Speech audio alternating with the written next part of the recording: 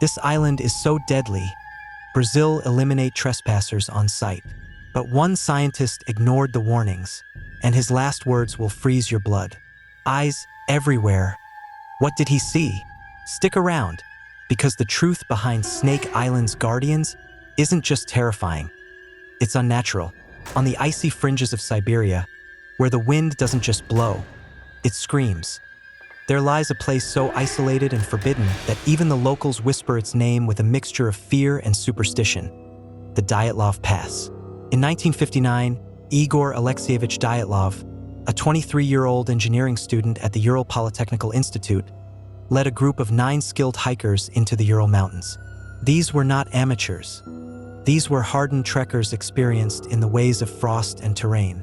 But what they didn't know was that the slopes of Kholat Syakhl, known to the indigenous Mansi people as Mountain of the Dead, were about to become the stage for one of the most perplexing and terrifying unsolved mysteries in modern Russian history.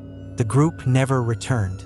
Weeks later, searchers discovered their tent, inexplicably slashed open from the inside, and their belongings abandoned as if they had fled in terror, barefoot into sub-zero temperatures.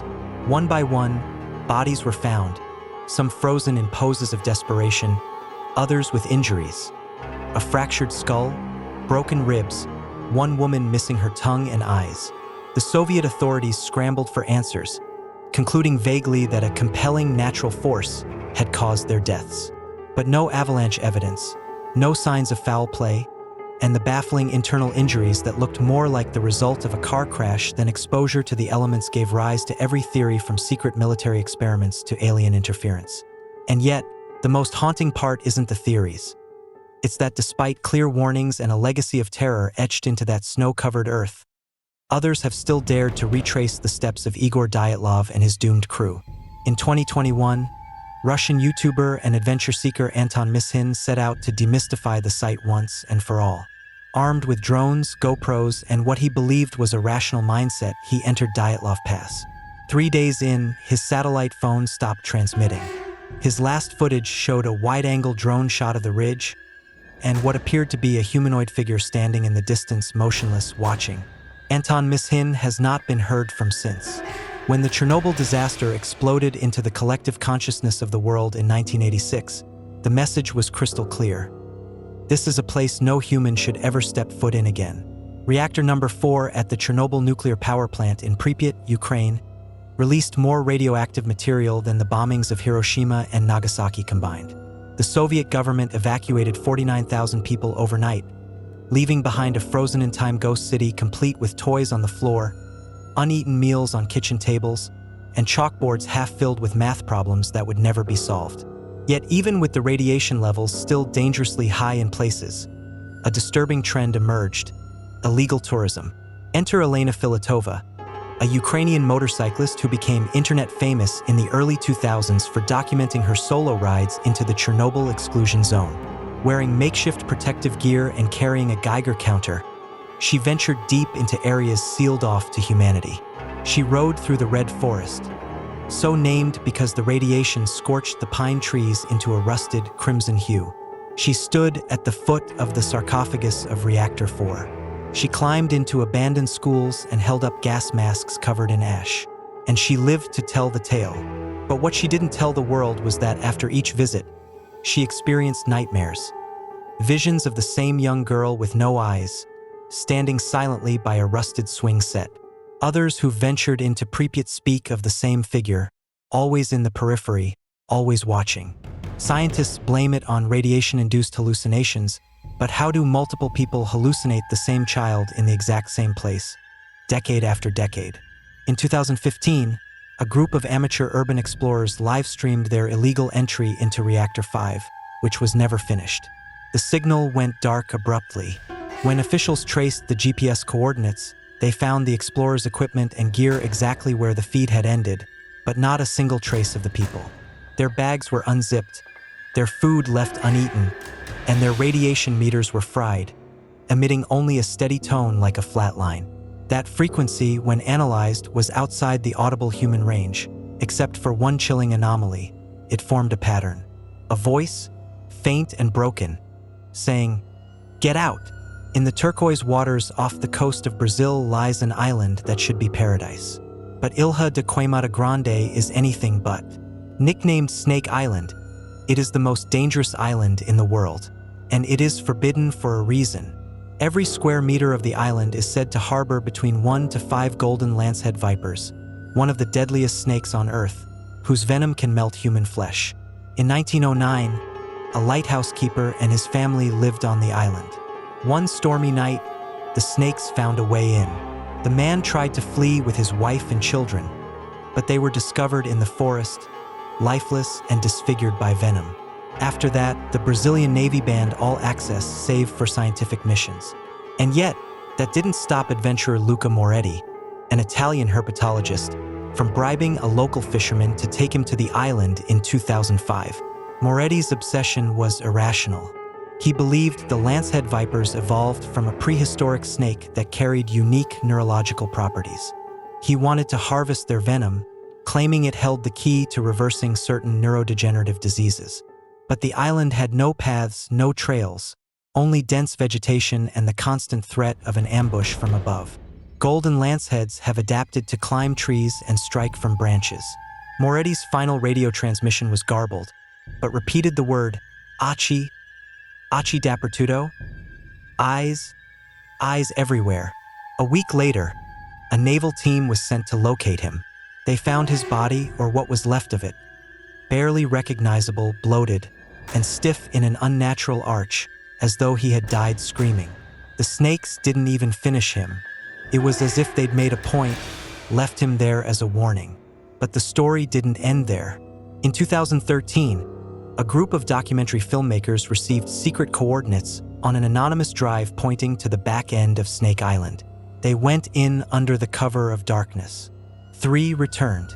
None spoke a word. The 4th, the sound technician, is said to have broken his silence once, repeating a single sentence over and over. They weren't snakes. At the edge of Myanmar and India, hidden in the shadow of the Patkai mountain range, there exists a jungle region called Kakabo Razi, officially listed as Myanmar's highest peak. It is also a place local tribes consider cursed. Westerners didn't even attempt to summit it until the late 20th century because the entire region is almost entirely uncharted, swarming with thick forest, unknown wildlife, and dangerous terrain. In 2014, a team of National Geographic explorers, led by photographer Mark Jenkins and climber Hilary Nelson, made what was considered the most sophisticated attempt yet.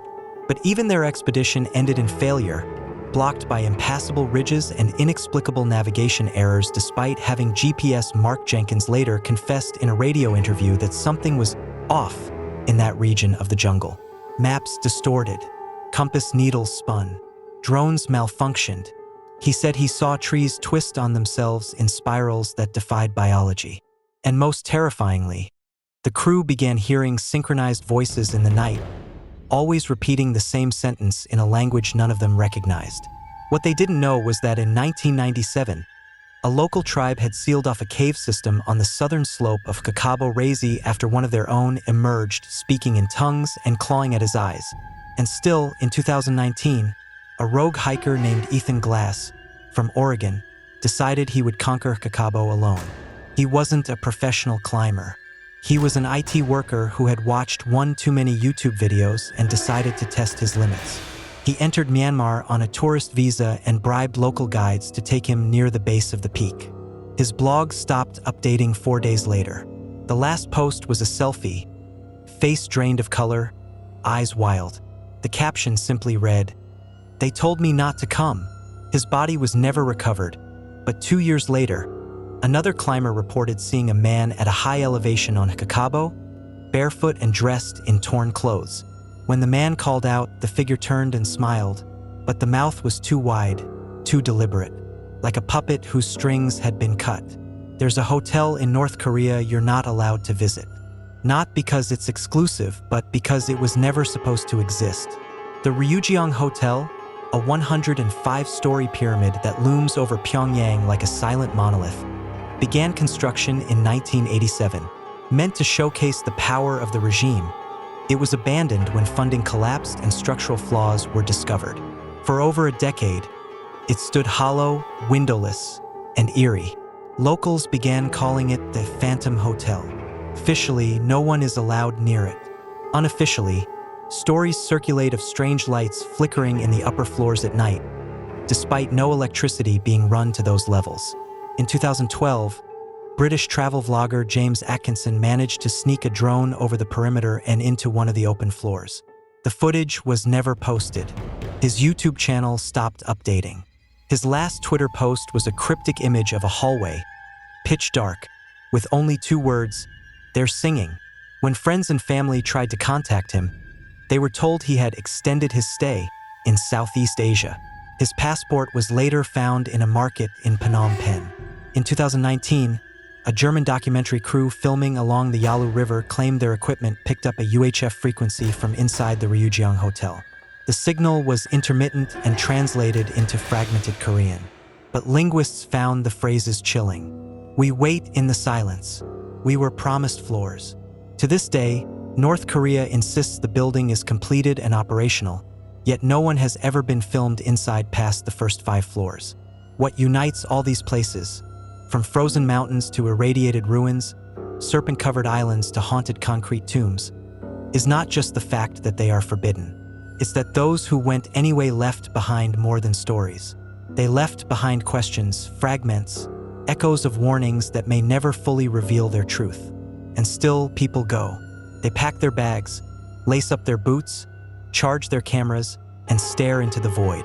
Because for some, the most dangerous thing isn't the place they're not allowed to go. It's not knowing what would have happened if they had. Would you dare hike into a blizzard where others were found eyeless and broken? Would you ride a motorcycle into radioactive silence where ghosts might still whisper? Or sneak a drone into a hotel so forbidden even the government pretends it doesn't exist? Which story chilled you to your core?